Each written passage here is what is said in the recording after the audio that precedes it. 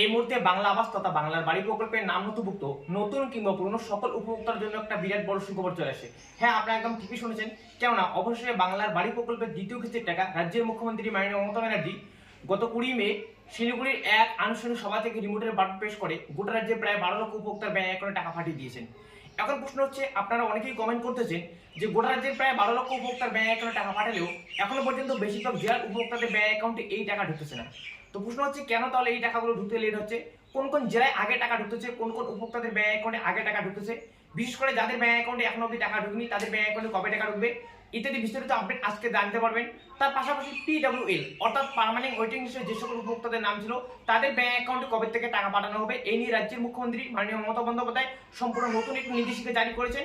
তো আপনাদের জন্য একদম লাইভ একেবারে প্রমাণ সহকারে দেখিয়ে দিব। তাই আশা করছি আজকে এই ছোট্ট ভিডিও অবশ্যই আপনাদের জন্য উপকারে আসবে, তাই ভিডিওটি না টেনে সম্পূর্ণ দেখুন। তো প্রথম কথা হচ্ছে, গত 20 মে রাজ্যের মুখ্যমন্ত্রী মাননীয় মমতা ব্যানার্জি যে টাকা পাঠিয়েছিলেন সেখানে কোন কোন জেলার উপভোক্তাদের ব্যাংক অ্যাকাউন্টে টাকা পাঠানো হচ্ছে। দেখুন, এই প্রশ্নের উত্তরে আমি আপনাদের একদম ক্লিয়ার কাট জানিয়ে দিই। গত 20 মে রাজ্যের মুখ্যমন্ত্রী মাননীয় মমতা ব্যানার্জি যে টাকাটা পাঠিয়ে দিয়েছিলেন এখানে কিন্তু কোনো রকম জেলা ভিত্তিক টাকা পাঠানো হয়নি। এই টাকা গোটা রাজ্যের যে 23টি জেলা রয়েছে 23টি জেলারে সর্বমোট 12 লক্ষ উপভোক্তার ব্যাংক অ্যাকাউন্টে অর্থাৎ যাদের ব্যাংক অ্যাকাউন্টে প্রথম কিস্তি টাকা পাঠিয়ে দেওয়া হয়েছিল সেই সকল উপভোক্তাদের ব্যাংক অ্যাকাউন্টে পুনরায় দ্বিতীয় কিস্তি টাকাও 4,500 টাকা করে সকল উপভোক্তার ব্যাংক অ্যাকাউন্টে টাকা পাঠিয়ে দেওয়া হয়েছে। আবার জানাচ্ছি, এই টাকা কোনো রকম জেলা ভিত্তিক পাঠানো হয়নি। এবার আসা যাক দ্বিতীয় প্রশ্নে, গতকাল থেকে অর্থাৎ 20 মে থেকে কোন কোন উপভোক্তাদের ব্যাংক অ্যাকাউন্টে টাকা ঢুকতেছে।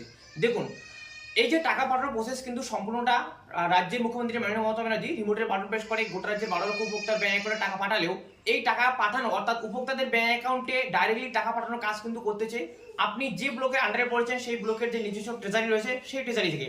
অর্থাৎ প্রথম কিস্তি টাকা যেমন করে নিজস্ব ট্রেজারি থেকে উপভোক্তাদের ব্যাংক অ্যাকাউন্টে পাঠানো হয়েছিল, এই দ্বিতীয় কিস্তি টাকাও কিন্তু নিজস্ব ট্রেজারি থেকে উপভোক্তাদের ব্যাংক অ্যাকাউন্টে টাকা পাঠানো হচ্ছে।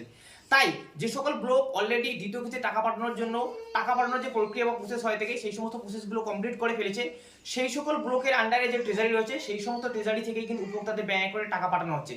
আবার জানাচ্ছি, এই টাকা কোনো রকম জেলাভিত্তিক দেওয়া হচ্ছে না। আপনার ব্লকের যে নিজস্ব ট্রেজারি রয়েছে সেই ট্রেজারি থেকে যেদিন ব্যাংক অ্যাকাউন্টে টাকা পাঠানো হবে উপভোক্তাদের সেদিন আপনারও অ্যাকাউন্টে এই টাকা চলে আসবে। এখন কথা হচ্ছে বন্ধুরা, PWL অর্থাৎ পার্মানেন্ট ওয়েটিং লিস্টে যে সকল উপভোক্তার নাম ছিল তাদের ব্যাংক অ্যাকাউন্টে তাহলে কবে টাকা ঢুকবে। দেখুন, পার্মানেন্ট ওয়েটিং লিস্টে নাম নথিভুক্তকারী গোটা রাজ্যের এরকম আরো 16 লক্ষ উপভোক্তা রয়েছেন। তাদের মধ্য থেকে 8 লক্ষ উপভোক্তার ব্যাংক অ্যাকাউন্টে রাজ্যের মুখ্যমন্ত্রী মাননীয় মমতা ব্যানার্জি যেটা জানিয়েছেন যে এরকম আরো 8 লক্ষ নতুন করে উপভোক্তার ব্যাংক অ্যাকাউন্টে এই 2025 সালের ডিসেম্বরেই টাকা পাঠানো হবে। হ্যাঁ, আপনারা একদম ঠিকই শুনেছেন, এই 2025 সালের ডিসেম্বর মাসেই কিন্তু PWL লিস্টে নাম নথিভুক্তকারী উপভোক্তাদের ব্যাংক অ্যাকাউন্টে প্রথম কিস্তি 4,500 টাকা করে পাঠিয়ে দেওয়া হবে। তারপরে কিন্তু 2026 মার্চের দিকে তাদের দ্বিতীয় কিস্তি টাকা পাঠানো হবে। তো আশা করি বন্ধুরা বুঝতে পেরেছেন। তো ইতিমধ্যে আপনি বাংলার বাড়ির দ্বিতীয় কিস্তির 4,500 টাকা ব্যাংক অ্যাকাউন্টে পেয়ে থাকলে অবশ্যই সেটা ইয়েস লিখে কমেন্ট করে দিবেন। আর যাদের ব্যাংক অ্যাকাউন্টে এখনো অবধি দ্বিতীয় কিস্তি টাকা ঢুকেনি তারা কিন্তু অবশ্যই নো লিখে কমেন্ট করতে ভুলবেন না।